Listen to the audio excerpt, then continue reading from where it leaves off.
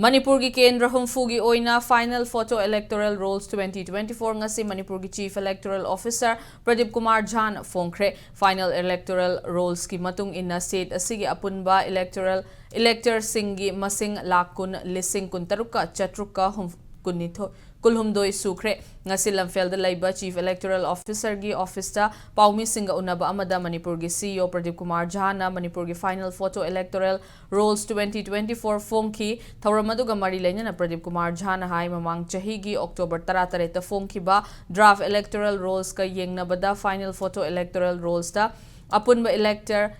Lising tara nipan ga chamaga marfutara mathoi hengatlakpa thengnare draft rolls ta hana elector population ration chada yankhai manga dasmik sinomari leirambadagi final rolls ta yankhai manga dasmik manga mari oire gender ratio da draft rolls ta Lising amaga humfutaruk leirambadagi final rolls ta lising amaga humfunipan da leire nauna enroll taurakpa elector masingna lising kuntra mariga chatretni masigi manungda nupa lising tara mangaga chamgaga marfutara tarukni nupina lising tara mapanga marfutara manga oiri aduga third gender mapanni revision period ki manungda laikhidaba elector lising mangaga chaniga marfu yauna puna elector lising tara taruka chamgaga mapan elector rolls tagi kakhi final electoral rolls asi general public elector amadi political party gi mihut singna AERO natraga booth level officer gi office ta chatlaga verify tawba yagani final photo electoral rolls asi chief electoral officer Manipur gi website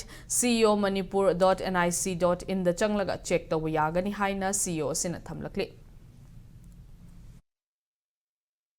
During the revision period, a total of 15,635 photo similar entries were highlighted. So we did 100% verification of all the cases of PSCs which were highlighted in the EROnet, and out of these 15,635, 9,987 cases were found to be genuine and retained in the electoral roll. At the same time, 4,336 cases were found to be duplicate and they have been deleted. Similarly, 519 demographically similar entries were reported. We did 100% verification of those as well, and a total of 266 cases were found to be genuine and retained in the electoral roll, and a total number of 253 cases were found to be duplicate and hence deleted from the electoral roll. I also take this opportunity to compliment the DEOs, the district election officers, EROs. Officers are people on the ground, the BLOs, booth level officers, who have done amazing work, and